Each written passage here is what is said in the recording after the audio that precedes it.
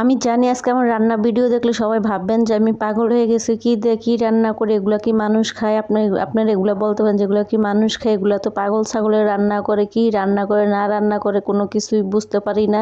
মানে যখন যেটা মন চায় সেটাই রান্না করে ভিউজ পাওয়ার জন্য, তাই না? এটাই বলবেন। হ্যালো এভরিওয়ান, কি অবস্থা? আশা করি সবাই ভালো আছেন, আমিও ভালো আছি। আজকে আমি মজার একটা রান্না করবো। আমি কখনো রান্না করি না, কিন্তু বিশ্বাস করেন এত মজা হয়েছে, এত মজা হয়েছে যা বলার বাহিরে। রান্না করার আগেই বলে দিলাম।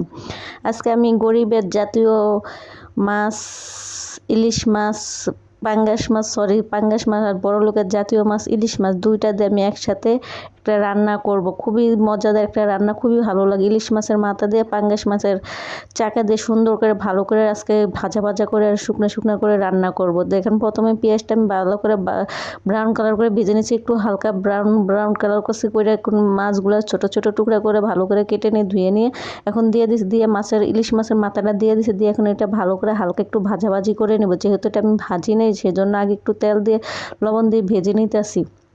তা আমরা যারা গরিব আছি তাদের জন্য জাতীয় মাছ হলো পাঙ্গাস মাছ, আর যারা বড়লোক আছেন তাদের মাছ হলো জাতীয় ইলিশ মাছ। সেই জন্য ভাবলাম যে আজকে দুইটা একসাথে মিক্স করে রান্না করে দেখি কোনটা গরিব কোনটা ধনী, এর মধ্যে কোনো ভেদাভেদ আছে কিনা। কিন্তু রান্নার পরে দেখেন, বিশ্বাস করেন একটুকু কিছুই বুঝতে পারি না। এক দিক দিয়ে ইলিশ মাছের স্মেল আইতেছে, আরেক দিক দিয়ে পাঙ্গাস মাছের স্মেল আইতেছে। যখন আমি খাইতেছি তখন মনে মনে ভাবতেছি এরকম যদি গরিব ধনী সব কিছু একসাথে কোনো ভেদাভেদ না করে একসাথে হাতে হাত রেখে চলাফেরা করতো, তাহলে আমাদের বাংলাদেশটা অনেক সুন্দরভাবে চলতো। কিন্তু আমরা যারা ধনী আছে তারা গরিব মানুষকে খুবই অবহেলা করি, তাদের সাথে মিশতেই না। তাদের সাথে যে দুইটা ভালো কথা বলবো তা কখনো আমরা কল্পনাই করি না। কিন্তু এই যে দুইটা মাছ একসাথে যে রান্না করছি, দেখেন আমি মনে মনে ভাবি যে দুইটা মাছের মতো যদি গরিব ধনী সব একসাথে হয়ে যেত, অ্যাডজাস্ট হয়ে যেত, কত নাই ভালো হতো। যে তো ফাইনালি তরকারিটা ভালো করে কষাকষি করে ভাতটা এখন ছেঁকা দিয়ে নিচ্ছি। আর আপনারা জানেন যারা আমার ভিডিও দেখেন, আমি ভাত ছেঁকা না দিলে খেতে পারি না। পরে ভাতের পাতিলটা নামিয়ে দিয়েছি। এখন দেখেন কত সুন্দর কষানো সুন্দর হয়েছে,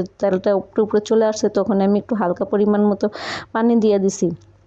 ভাই কি বলবে, তরকারি রিভিউ যত দিব ততই কম হয়ে যাবে, যা আমি এক কথায় বলে অসাধারণ।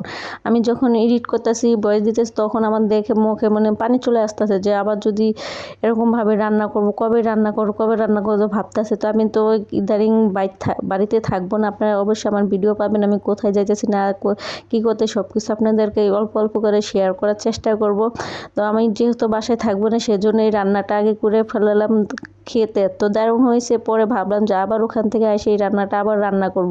অফিসের কলিগরা খেয়ে তো সেই প্রশংসা করছে, বলতেছে আপু আপনি এত সুন্দর কিভাবে রান্না করলেন, ইলিশ মাছ দিয়ে পাঙ্গাস মাছ দিয়ে খুবই ভালো লাগছে, যা এক কথায় অসাধারণ, কিছুই বলার নাই।